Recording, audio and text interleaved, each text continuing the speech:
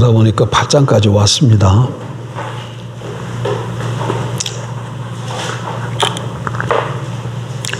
8장 다 보겠습니다. 8장 1절부터 13절까지. 1절, 일곱째 인을 떼실 때 하늘이 반 시간쯤 고요하더니 내가 보매 하나님 앞에 7 천사가 서 있어 7 나팔을 받았더라. 또 다른 천사가 와서 제단 곁에 서서 금 향로를 가지고 많은 향을 받았으니 이는 모든 성도의 기도와 합하여 보좌 앞 금 제단에 드리고자 함이라. 향연이 성도의 기도와 함께 천사의 손으로부터 하나님 앞으로 올라가는지라. 천사가 향로를 가지고 제단에 불을 담아다가 땅에 쏟음에 우레와 음성과 번개와 지진이 나더라. 7 나팔을 가진 7 천사가 나팔 불기를 준비하더라. 첫째 천사가 나팔을 부니 피 섞인 우박과 불이 나와서 땅에 쏟아지매 땅의 3분의 1이 타버리고 수목의 3분의 1도 타버리고 각종 푸른 풀도 타버렸더라. 둘째 천사가 나팔을 부니 불 붙는 큰 산과 같은 것이 바다에 던져지매 바다의 3분의 1이 피가 되고 바다 가운데 생명 가진 피조물들의 3분의 1이 죽고 배들의 3분의 1이 깨지더라. 셋째 천사가 나팔을 부니 햇불같이 타는 큰 별이 하늘에서 떨어져 강들의 3분의 1과 여러 물샘에 떨어지니 이 별 이름은 쓴쑥이라. 물의 3분의 1이 쓴쑥이 되매 그 물이 쓴물이 되므로 많은 사람이 죽더라.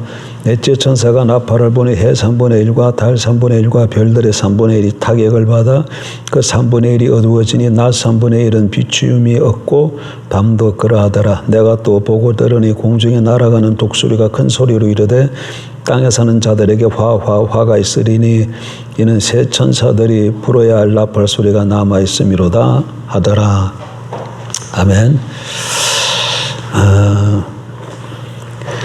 8장 1절은 1절부터 5절까지는 인심판의 마지막 7번째 심판, 인심판의 마지막 7번째 인을 뗄 때 일어나는 일이죠. 근데 7째 인을 뗄 때에 1절 보세요. 7째 인을 떼실 때 하늘이 반 시간쯤 고요하더라 이렇게 얘기하고 있습니다. 7째 인을 뗐는데 하늘이 반 시간쯤 고요했어요. 왜 하늘이 고요했을까요?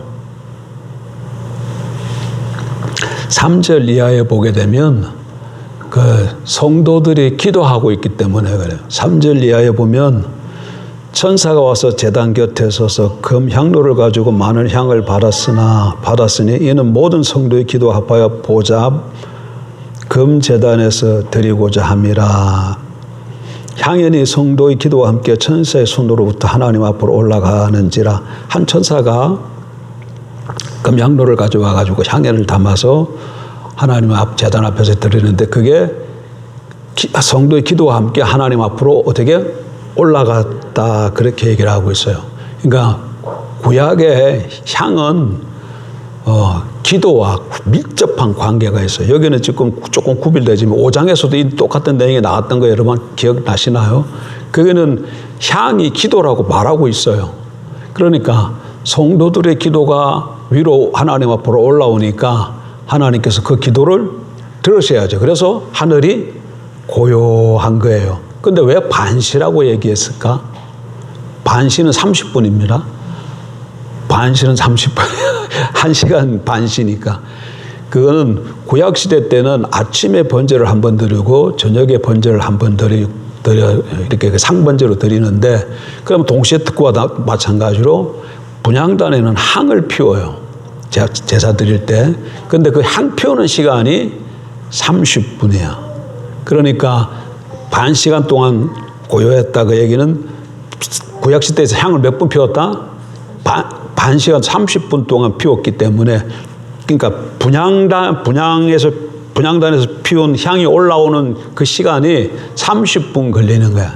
그 향이 뭐라고요?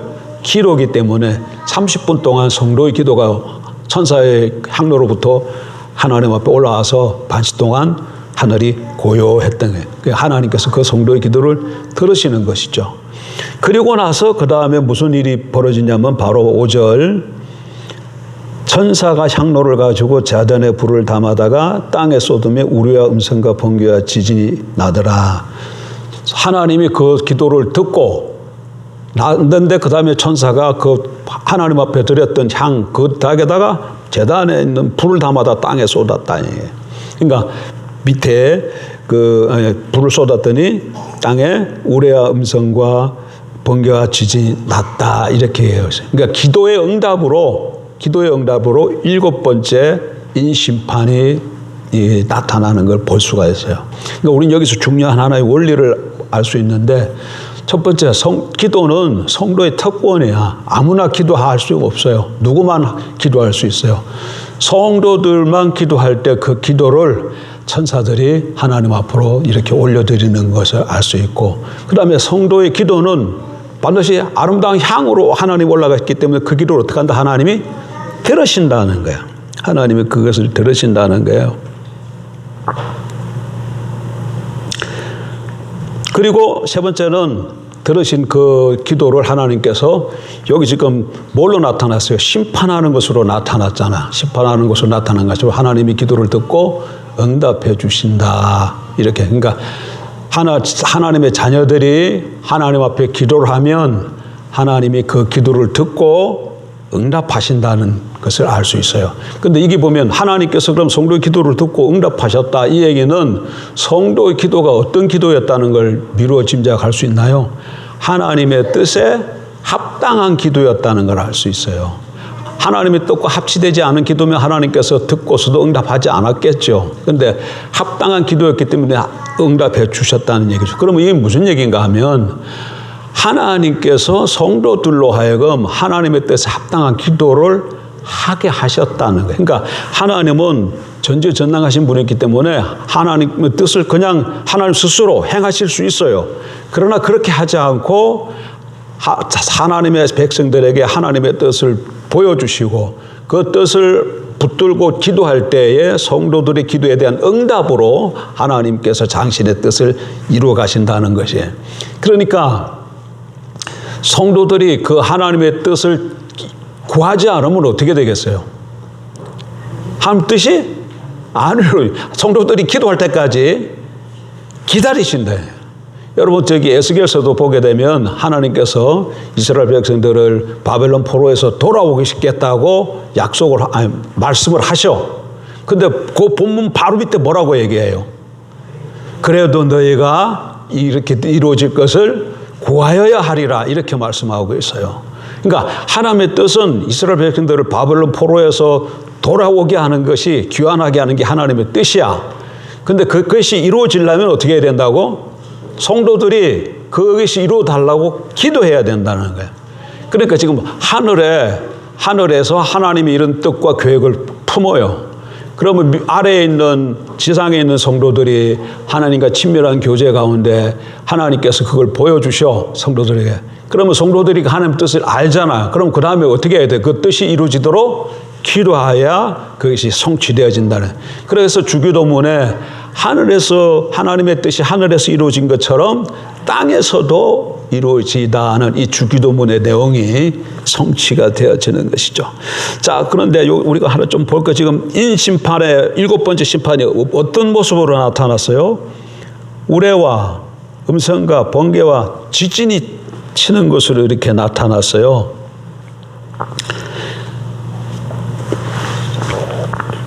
근데 그럼 우레와 음성과 번개와 지진이 이렇게 나왔다. 이게 뭘까요? 이게 4장에서도 동일한 일이 그때 나타났다. 4장에서도 벌써 한번 하늘 성전에서 이런 모습이 나타났었죠.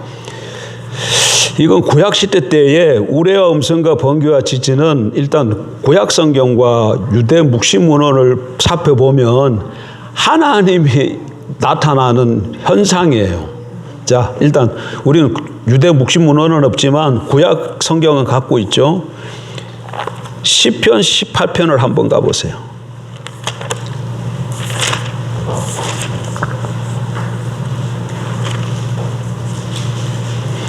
시편 18편 9절부터 보십시다. 9절 찾았어요. 18편 9절. 그가 또 하늘을 들이우시고 뭐하시니? 강림하시니 하나님이 하나님이 나타나시는 거예요. 강림하시니 그의 발 아래는 어두캄캄하도다. 구름을 타고 다니시며 바람 날개를 타고 높이 솟아오르셨도다. 그가 흑암을 그의 숨는 곳으로 삼으사 장막같이 자기를 두르게 하시며 곧 물의 흑암과 공중의 빽빽한 구름으로 그리하시도다. 그 앞에 광채로 말미암아 빽빽한 구름이 지나며 우박과 숯불이 내리도다. 여호와께 하늘에서 우레소리를 내시고, 여기 뭐가 나왔어요? 우레소리를 내시고, 지존하신 이가 음성을 내시며, 또 뭐가 나왔어요? 음성이 나왔죠. 음성을 내시고 우박과 숯불을 내리시도다. 그의 화살을 날려 그들을 흩으시며 많은 번개로, 여기 뭐가 나왔어요?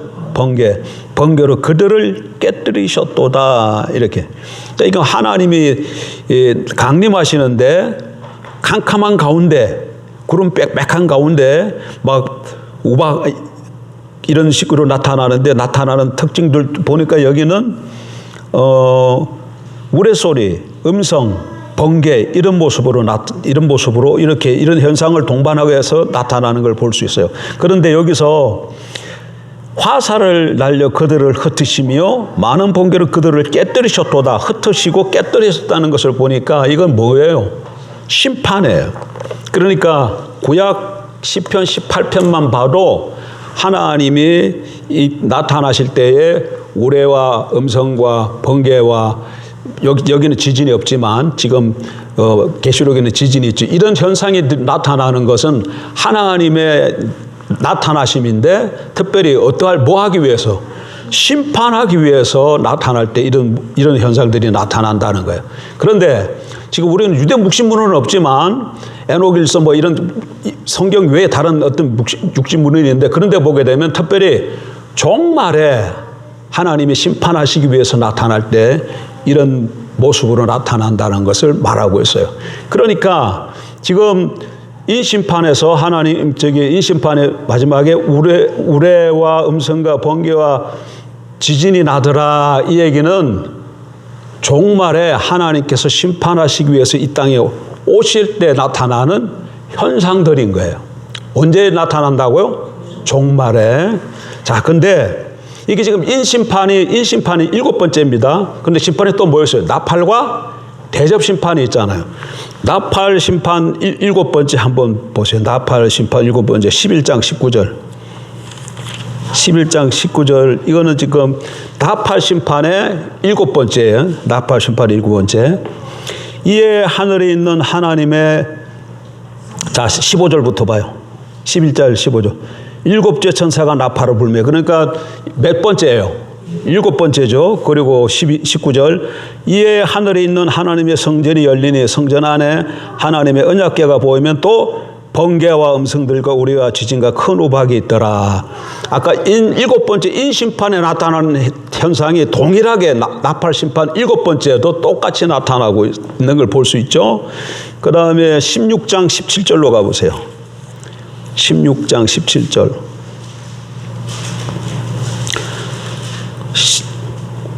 16장 17절.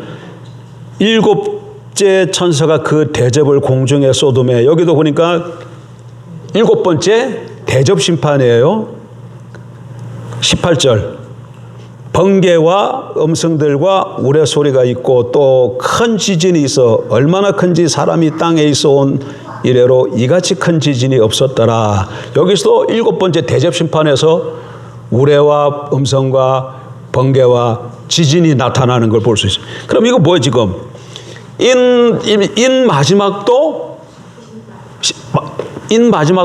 우레와 음성과 번개와 지진으로 나타나고, 나팔을 7번째 나팔 때도 우레와 음성과 번개와 지진이나요.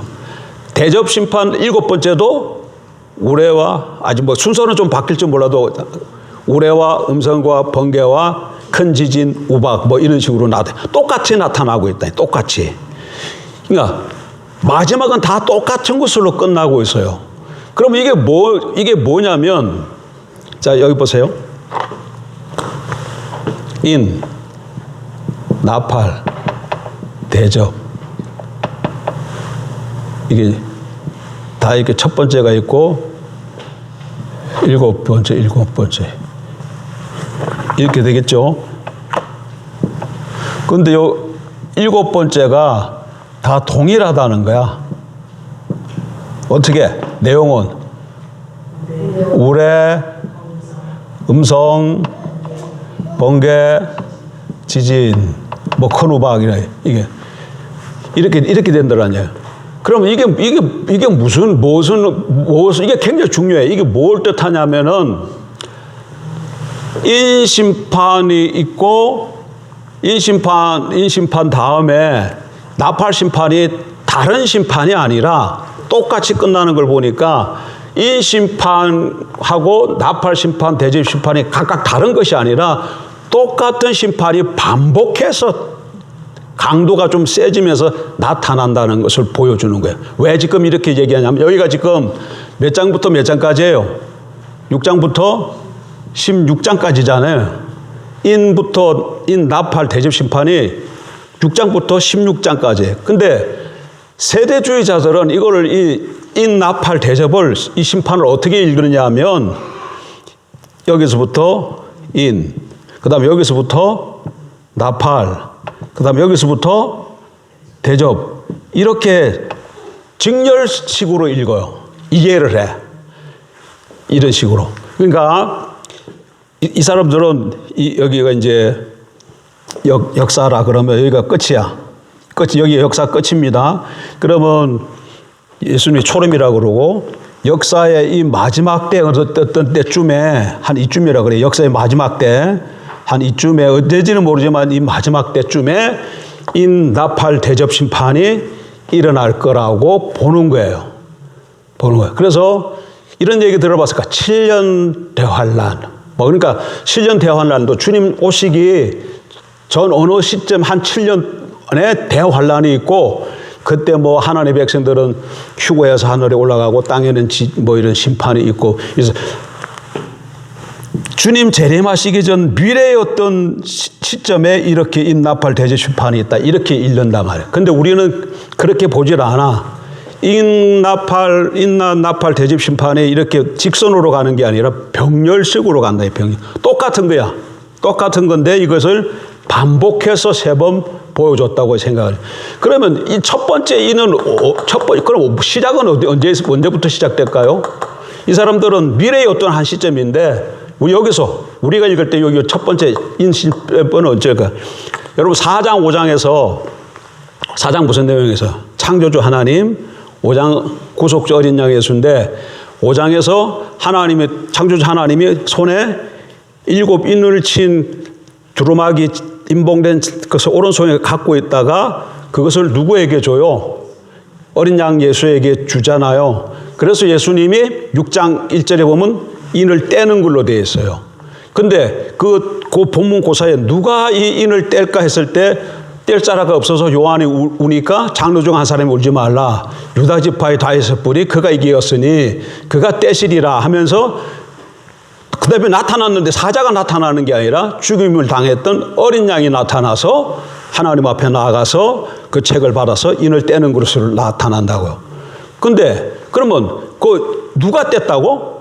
예수님이 떼. 예수님이 떼는데 예수님이 뗄 수 있는 자격이 왜 자격이에요? 승리했는데 뭘로 승리했다는 거예요? 일찍 죽임을 당하였더라. 유다 지파 사자 다윗의 뿌리가 이겼으니 그가 뗄만하다. 이렇게 얘기를 해요. 본문을 가서 봐야 돼. 맞아요? 5장으로 다시 보세요.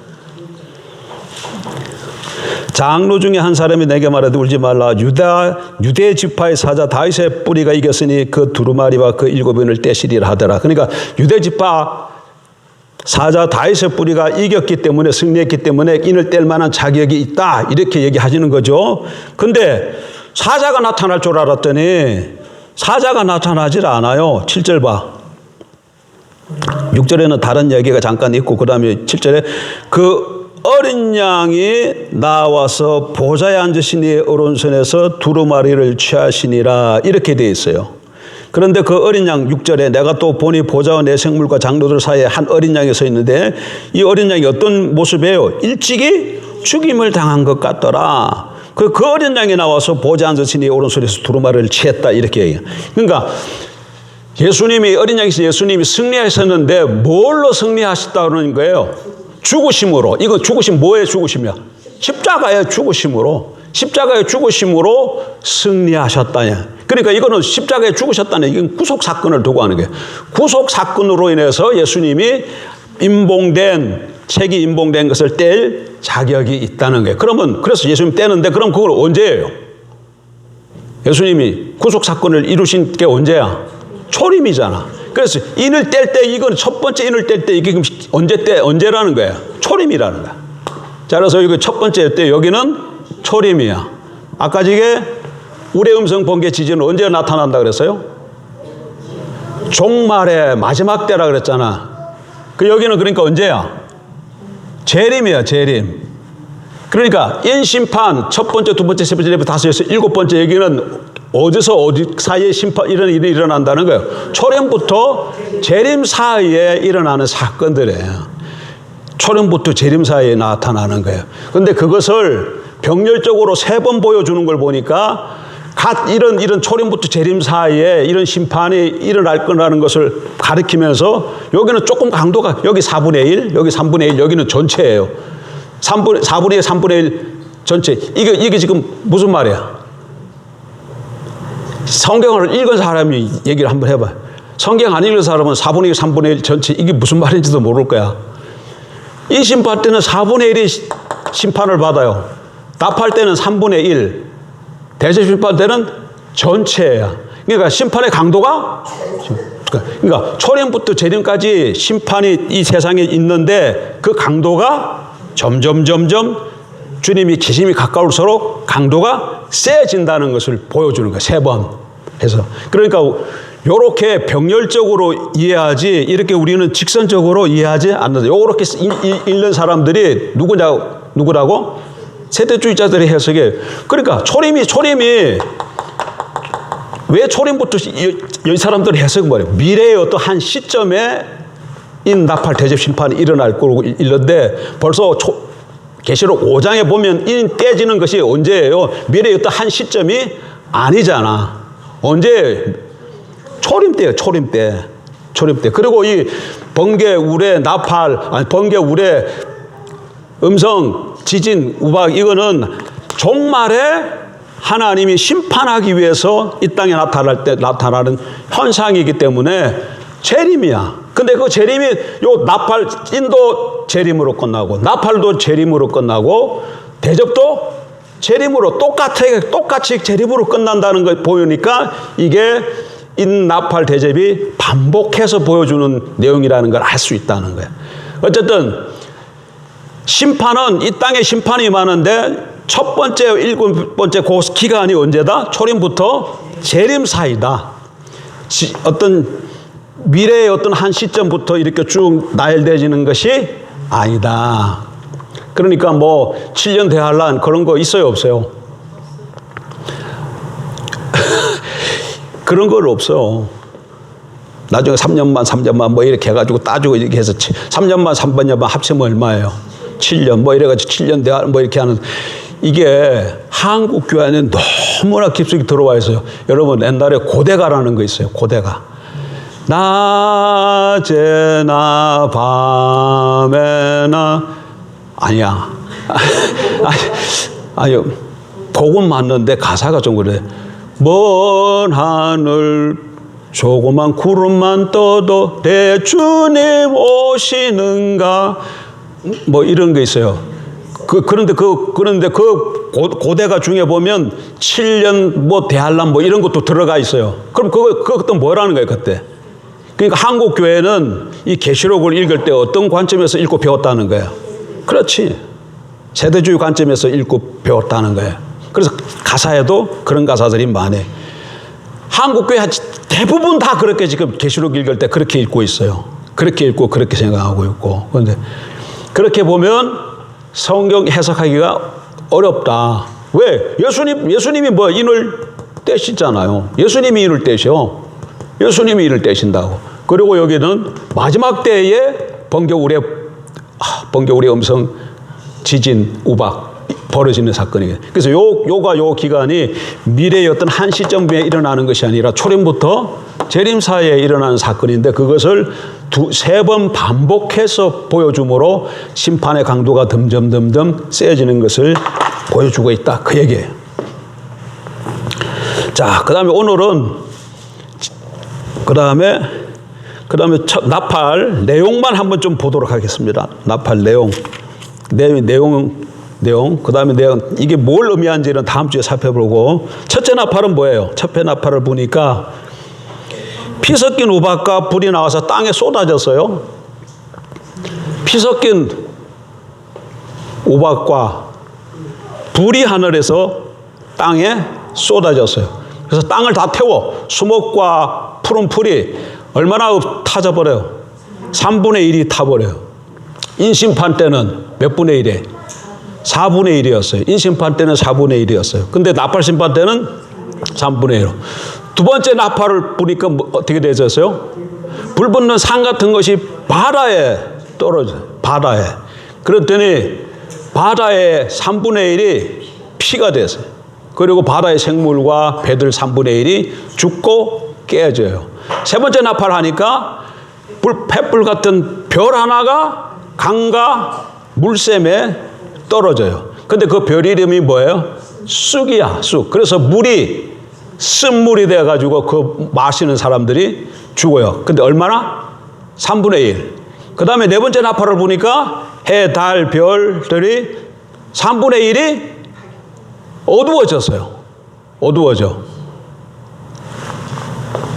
맞아요, 안 맞아요? 맞아요, 안 맞아요? 맞아요. 그리고 이게 네 번째까지 끝나고 나서 독수리가 하나가 칙 지나가면서 화가 임할 것이다 하면서 아직도 심판이 3개가 남았기 때문에 그렇다. 그렇죠. 3개가 남았죠. 왜 3개? 전부 7개인데 몇 배까지 있어요? 4개까지 있으니까 앞으로 몇 개가 더 있어야 돼? 3개가 더 있어요. 야. 그래서 지금 요렇게 되어졌다. 그런 얘기예요. 그 다음에 그럼 오늘은 여기까지 하고 지난주에 제가 좀 하다가 몸이 열받아가지고 안 좋아가지고 제대로 좀 못 전했던 것 같아. 그거 다시 한번 확인 한번 해보고 마치도록 하겠습니다.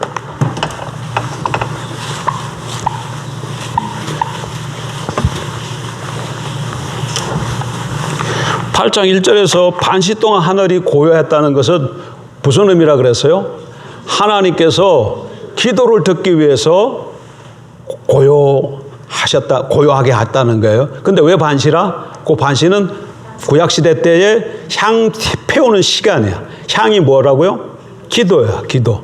그래서 밑에서 천사를 통해서 성도의 기도가 하늘로 올라오기 때문에 하나님이 고요하게 해서 잘 들으셨고, 그 들은 응답으로 뭐가 나타났다고? 심판이 임한 것을, 7번째 인심판이 임한 것을 보여주고 있는 것이죠. 그래서 여기서 큰 하나의 원리는 기도는 성도의 특권이고, 하나님 앞에 기도할 때 하나님이 그 기도를 들으시고 반드시 응답하신다는 거예요. 그래서 하늘에서 하나님의 뜻이 세워지면 그 뜻을 지상에서 성도들이 이루어달라고 기도할 때 그것이 이루어진다.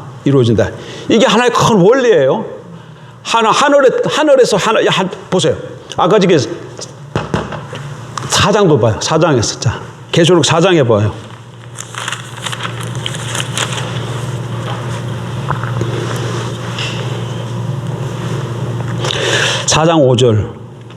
계시록 4장 5절. 보좌로부터 번개와 음성과 우레소리가 나고, 보좌에 뭐가 있었어요? 번개와 음성과 우레소리가 났잖아요. 아니, 보좌에서 뭔 소리야? 번개와 우레소리와 읽어도 돼. 다시 뭐가 났어요? 번개, 음성, 우레소리. 번개, 음성, 우레가 났잖아요. 아까 여기 종말에 일어날 것들이 지금 어디서 일어나고 있어요? 하늘 성전 보좌에서 지금 일어나고 있잖아. 그럼 이게 뭐예요? 하늘에서 지금 하나님께서 이 땅에 종말에 심판하실 것을 계획하신 거야. 그것이 지금 심판 가운데 7번째 인심판, 나팔심판, 대제심판으로 나타났다는 얘기예요. 그러니까 모든 것이 지상에 나타나기 전에 그것이 어디에 먼저 있는 거야? 하늘에 있는 거예요. 하나님의 뜻과 계획 가운데 있는 거예요. 그러니까 지상에 나타나는 것은 그냥 나타나는 게 아니고 모든 게 다 하늘에서 하나님의 뜻과 계획 가운데 하나님이 갖고 계시는데 그것을 지상에서 성도들이 그것을 이루어달라고 기도할 때 응답으로 그것이 성취되어진다는 거예요. 그러니까 우리가 하나님 앞에 기도하는 것이 너무너무 중요해. 성도들이 기도 안 하면 어떻게 돼? 그것이 하나님의 뜻일지랄지라도 이루어지지 않는다. 이루어지지 않는다. 예를 들어서 제가 하늘에서 이승주 목사가 암 중에서 제일 안 아픈 암이 무슨 암이에요? 우리 친구 하나가 위암 걸렸어요. 위암 걸려가 수술했는데 그래 제가 하나님께서 저한테 위암을 걸리게 하는 것이 하나님의 뜻이었어요. 위암 걸리는 것이. 그러면 위암 걸렸다가 이제 그 치유를 통해서 이제 다른 이제 하나님의 능력과 이런 것을 경험하게 하고 그래서 교회에 새로운 바람이 일어나게끔 하는 것이 하나님의 뜻이야. 하나님 뜻이야. 그럼 그게 하나님 교회니까 여기서 내가 뭐가 되겠어요? 위암? 걸리겠죠. 그런데 이게 이제 위암이 그러면 나아서야 되잖아. 그럼 낫기 위해서는 어떻게 해야 돼요? 위에서 뭐라고 하나님 작성하셨다고? 위암 걸리고 거기서 성도들이 기도를 낫게 해주세요 했을 때 그걸 기도를 듣고 응답으로 낫게 해서 치유하시기로 하나님 그렇게 하셨다. 근데 여러분들이 기도를 안 해. 그럼 나 위암 걸리고 나서요, 안 나서요? 안 났다 그러다 곤란해지는 거야. 이게 지금 하나의 예야. 그냥 이렇게 뭐라 그럴까 아주 좀 유치하지만 그러니까 기도가 그렇게 중요하다는 거야. 하나님의 뜻을 알고 기도를 해야 하늘에서 뜻이 이루어진 것처럼 땅에서도 이루어진다는 거예요. 그러니까 우리가 아무 기도를 안 하면 아무 일도 안 나타나. 하나님의 뜻이 아무것도 안 해. 그러나 우리가 기도하기 시작하면 하나님의 뜻이 우리 삶 가운데서 지상에서 나타나고 이루어져서 하나님께 영광이 되어지고 우리에겐 은혜가 넘치게 되어질 거나요. 그래서 기도가 너무 중요하다. 자, 지난주에 1절 계시록이 무슨 내용이에요? 계시록 1장 1절에 보니까 예수 그리스도의 계시라 이렇게 돼서 예수 그리스도의 뭐라고요? 계시야. 그래서 계시록의 내용은 예수 그리스도의 계시예요. 계시가 뭐야? 감추어져 있던 것을 보여주는 게 계시잖아. 그래서 이 감추어졌던 것이 예수 그리스도에 대해서 또는 예수 그리스도가 둘 다 가능해. 예수 그리스도에 대해서 감추어졌던 것이 보여줬다 이렇게 이해해도 되고 예수 그리스도가 보여준다고 이렇게 이해해도 돼. 이게 예수 그리스도의 계시라 이 말을 그렇게 주격이나 소유격으로 이렇게 주격은 목적으로 다 그렇게 번역해도 상관없다는 얘기예요. 그런데 그 밑에 보니까 1장 보니까 이 예수 그리스도의 계시인데 그 계시에 대해서 뭐라고 얘기하고 있어요? 예수 그리스도의 계시라 이는 하나님이 그에게 주사 반드시 속히 일어날 일들을 그 종들에게 보이시려고 그의 천사를 그 종 요한에게 보내 알게 하신 것이라. 이렇게 해서 예수 그리스도의 계시가 뭐라는 거예요? 밑에 좀 읽어보니까 반드시 속히 일어날 일들이라는 걸 알 수 있어요. 일들이라는 걸 알 수 있어요. 예수 그리스도의 계시인데 예수 그리스도 계시가 뭐냐면 반드시 속히 일어날 일들이야. 예. 그러니까 계시록의 내용이 뭐냐면 요거야. 요거를 하나님이 예수님에게 주고 예수님이 천사를 통해서 요한에게 줘서 요한이 누구에게 알리도록 하기 위해서 종들은 하나님의 종들 그러니까 교회에게 알리도록 하기 위해서 주셨다 이 말이에요. 그러니까 이 계시를 우리 요한을 통해서 지금 이게 알려졌고 이 받은 사람들은 다 누구의 하나님의 종들이기 때문에 무슨 사명이 있는가 하면 그걸 듣고 깨닫고 또 전해야 될 사명이 있는 거예요. 왜? 뭐라고 자꾸 얘기하고 있기 때문에 종이라고 얘기하고 있어요. 종. 그 수절을 보게 되면 하나님이 누구에게 먼저 줘요?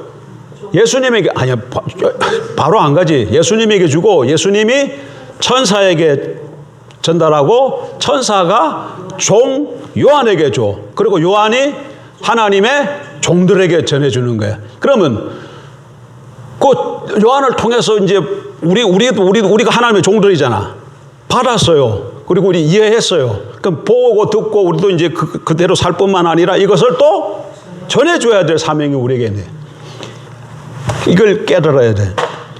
근데 반드시 속히 일어날 일들 이렇게 됐는데 이게 데이라 그랬지. 이게 게네스다이라 그랬고 속히가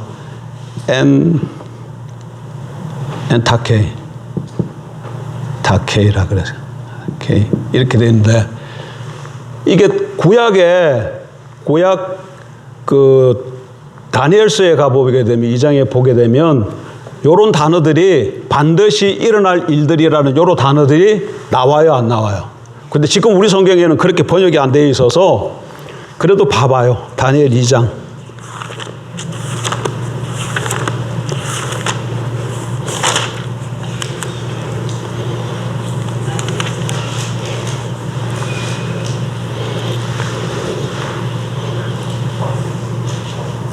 28절, 29절. 오직 은밀한 것을 나타내실 이는 하늘에 계신 하나님이시라. 그가 느부갓네살 왕에게 후일에 될 일을 알게 하셨나이다. 왕의 꿈 곧 왕이 침상에서 머릿속으로 받은 환상은 이러하니이다. 왕이여 왕이 침상에서 장래일을 생각하실 때 은밀한 것을 나타내시는 이가 장래일을 왕에게 알게 하셨사오며 후일에 이게 28절에는 후일에 될 일, 그 다음에 29절에는 장래일 이렇게 했는데 이게 같은 거예요. 같은 말이에요. 지금 우리 성경에 지금 아니야. 우리 다니엘서에 보면 후일에 될 일, 그 다음에 장래일 이렇게 돼 있는데 이것이 여기 계시록에서 지금 보면 반드시 일어날 일들인데 일어날 일들을 그때 제가 어떻게 정확하게 번역하면 어떻게 된다 그랬어요? 되어져야 이게 되다라는 동사야. 되다라는 동사인데 수동태이기 때문에 되어지다죠. 되다인데 되어지다제. 근데 여기 반드시라는 말이 이게 반드시 뭐 해야 한다. 머스트 같은 동사이기 때문에 여기 있기 때문에 반드시 되어져야 한다 이런 말이잖아요. 그래서 되어져야만 하다. 되어져야만 한다 이렇게 되지. 되어져야만 한다. 그러니까 반드시 되어져야만 한다야. 반드시 되어져야만. 거기 어디 있어요? 되어져야만 하는 것. 저기 있네. 저기 있네. 지난주에 저기 있네. 반드시 되어져야만 하는 곳들.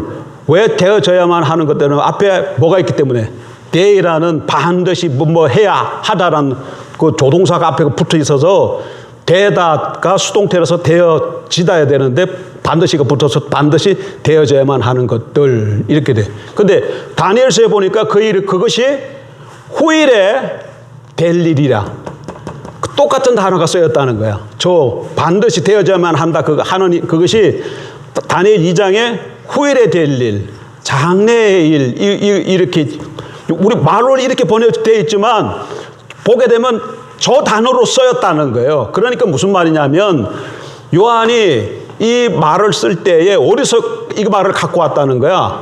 다니엘 2장의 사건을 알고서 기록했다는 거야. 그러면 반드시 되어 일어날 일들이 뭐냐 했을 때 계시록에는 안 말하고 있어요. 그런데 다니엘서에 가보게 되면 되어져야 될 일이 뭔가가 문맥 가운데 알 수 있다는 얘기야. 그래서 다니엘 2장에서 가보게 되면 마지막 날들의 마지막인데 말들의 마지막이 언제예요? 종말이지, 종말. 여기 후일이라고 돼 있어요. 후일. 여기 또 장래지. 왜 지금 날들의 마지막인데 다니엘의 입장에서 보면 이게 언제야? 미래잖아요. 날들의 마지막이 정확하게는 날들의 마지막이라는 뜻인데, 다니엘서 입장 모습은 미래의 사건이기 때문에 우리말로 후일에, 장래 이렇게 번역했다는 거예요. 예. 날들의 마지막에 우리 그렇게 말을 안 쓰잖아요. 우리는 또 하면 종말에 이렇게 쓰이죠. 종말에. 그리고 어쨌든 그래서 그러면 반드시 일어날 일들이 뭔가 했을 때 보니까 어떻게 됐다는 거예요. 느부갓네살 왕이 어느 날 하루 이렇게 잠을 자다가 꿈을 꿨어요. 환상을 봤네. 이런 걸 봤어. 이런 거. 그림 그릴 때가 맨날 문제야.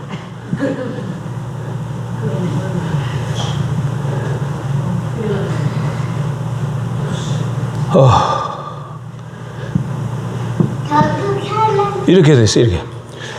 머리는 금이야. 머리는 신상을 하나 봤어요. 신상을 하나 봤는데 머리가 금이고 팔과 가슴은 은이야. 배와 허벅지는 동이야. 그 다음에 발 이쪽은 철이죠. 쇠고 발은 반은 쇠고 반은 진흙이야. 뭐가요? 발이 쇠 진흙 이렇게 돼 있어. 이런 신상을 느부갓네살이 꿈에 본 거예요. 또 보고 나서 이게 뭔 징조가 있는데 도대체 이게 뭐지 하고 모르겠어. 그래서 자기네 바벨론에 있는 모든 박사들을 다 불러가지고 내가 하나 꿈을 꿨는데 도대체 이거 모르겠다. 너희가 좀 해석해보라. 그랬더니 그 모였던 사람들이 뭐라 그래요?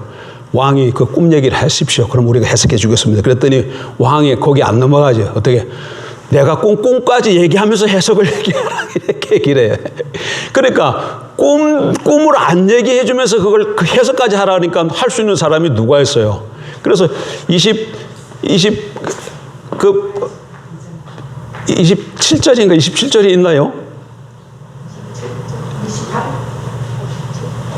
다니엘 2장 27절은 없지? 있나요? 다니엘 거기 보게 되면 다니엘이 왕 앞에 대답하여 이르되 왕이 물으신 바 은밀한 것은 지혜자나 술객이나 박수나 점쟁이가 능히 왕께 보일 수 없으되 이렇게 얘기해요. 아무도 그거 볼 수 없다는 거예요. 그러면서 여기 보게 되면 은밀한 것 이렇게 되어 있는데 은밀한 게 뭐예요? 이 은밀한 것이 비밀이라는 비밀. 미스테리온 거기도 미스테리온 이렇게 나와 있어요. 그걸 우리말로 은밀한 것이라고 번역해놨어. 은밀한 것을 보여주는 하나님께서 되어질 일을 보여주셨나이다. 이렇게 말해요. 그래서 은밀한 것이 뭐야? 되어져야만 하는 일들이야. 뭐가? 은밀한 것이. 그 문맥 속에 은밀한 것이 비밀이 되어져야만 하는 일들이야. 그러면서 다니엘이 그 은밀한 것이 뭔가 하면 꿈 얘기해주고 해석까지 쭉 해버려요. 그리고 이런 꿈을 꿨다. 그리고 해석은 이건 다 뭐다고? 왕은 금으로 된 바벨론이고 그 이후부터 다른 세상 나라들이 쭉 나타난다. 그런데 꿈에 이게 하나가 나타났어요. 도랑개가 나타나가지고 이게 딱 발을 쳐버리니까 이게 신상이 넘어져가 부서졌는데 다 부러져서 싹 날아가고 그 다음에 이 돌만 하나 그렇게 되었더라. 이렇게. 이게 꿈 얘기야. 이게 꿈이야. 꿈이 어떻게 됐다고요? 큰 신상이 나타났는데 갑중에 산에서 돌 한 개가 또 오더만은 그걸 쳤어요. 그랬더니 신상이 넘어져가 깨어져가지고 나중에 바람 불고 하나 도는 게 없이 다 없어지고 그 다음에 이 돌이 태산처럼 돼서 온천에 돌이 크게 되었다. 이게 꿈이야. 이런 꿈을 꿨어요. 근데 그 꿈은 이러하니다고 해석해 주는데 금, 은, 동, 쇠, 진흙 이것은 다 세상 나라들이 이렇게 나타날 것을 말하고 그 다음에 이 돌이 와서 이거 깨트리는 것은 세상 나라들을 하나님이 쳐서 없애시고 영원한 하나님 나라로 세우실 것을 보여주신 것입니다. 이렇게 해석을 해줘요. 그러면 자, 아까 저게 문맥 가운데 은밀한 것을 나타내시는, 은밀한 것을 보여주시는 이가 되어져야만 하는 일들, 반드시 속히 일어날 일들을 보여주신 것입니다 하고 꿈과 꿈 해석을 해주었으니까 반드시 일어날 일이 뭐예요? 세상 나라가 망하고 영원한 하나님 나라가 세워지는 것이지. 예? 그래서 계시록에서는 반드시 일어날 일들, 되어져야만 하는 일들이 뭔지 모르지만 다니엘을 통해서 보니까 반드시 일어날 일들, 되어져야만 하는 일이 세상 나라가 무너지고, 세상 나라가 아무리 큰 나라라도 무너지고 하나님 나라가 도래한다는 얘기예요. 그래, 이 얘기를 지금 사도 요한이 1세기 때 사람이 사도 요한이 써서 교회에서 사도 요한 계시록을 읽었으니 그 계시록을 읽은 성도들이 지금 어떤 상황에 있어요? 바벨론으로 상징되어지는 로마 제국 아래서 초대교회 성도들이 많은 핍박과 환난과 어려움을 겪고 있잖아요. 근데 그게 어떻게 된다고? 다 무너진다. 그리고 결국은 뭐가 세워진다? 하나님 나라가 세워진다. 이런 말을 뚝 되어지니 그 말을 들은 성도들이 어떻게? 소망이 생기는 것이죠. 소망이 생기고 힘이 나는 것이. 근데 문제는 다니엘에서는 마지막 날들의 마지막에 이렇게 돼 있어요. 종말이야, 종말에 될 일이야. 종말에. 근데 그것이 계시록으로 오면 이게 종말에가 아니고 속히라고 단어가 바뀌었다는 얘기. 여기 하나가 바뀌어요. 바뀌어서 인용했단 말이에요. 그럼 왜 다니엘서에는 종말에 이렇게 하는데 계시록에서는 요한이 속히라고 바꾸었을까? 이게 하나님 나라가 세워지는 것이 다니엘의 입장에 볼 때는 종말이지만 요한의 입장에서는 일단 이 나라가 이미 성취가 됐어요. 그리고 이루어져 가고 있는 거예요. 그러니까 신속히 이렇게 단어가 바뀌어졌다는 얘기예요. 그래서 어쨌든 간에 반드시 속히 일어날 일들, 반드시 신속하게 되어져야만 하는 일들은 영원한 하나님 나라가 세워질 것을 두고 하는 말씀이다. 그 얘기입니다. 예, 여기까지. 요 얘기를 지난주에 제대로 좀 잘 못 전했어요.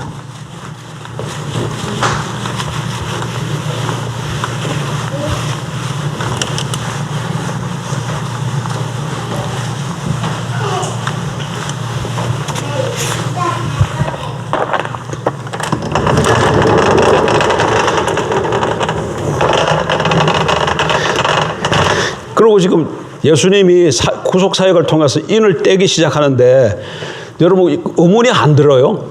왜 하나님이 오른손에 갖고 있던 그 두루마기가, 안팎으로 쓴 두루마기가 7인으로 임봉되어 있잖아요. 그게 이제 예수님에게 주어지고 예수님이 그 인을 떼면서 계시록이 이렇게 펼쳐지는데, 예? 그 왜 임봉되었을까? 이거를 좀 살펴서 얘기를 해야 되는데 거의 말씀 안 드렸어요. 언제가 또 한 대 되면 왜 책이 임봉되어졌는가를 다니엘서가 그걸 얘기를 하고 있어요. 그걸 안 살펴봤어요. 근데 그걸 한번 살펴봐야 돼. 다니엘서에 가게 되면 하나님이 다니엘을 통해서 책을 주고 임봉하게끔 해. 그래서 거기 책이 임봉이 되어진 거예요. 근데 그 임봉되어진 게 지금 하나님이 가지고 있다가 예수님에게 주시고 예수님이 구속사역을 이루시어서 승리하심으로 떼기 합당하신 분이어서 인을 떼기 시작한다는 얘기예요.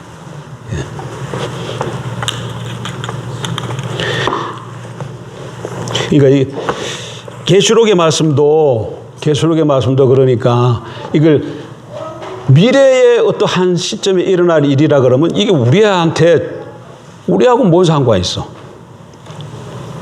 특별히 1세기 때 초대교회 성도들한테 뭔 상관이 있어요?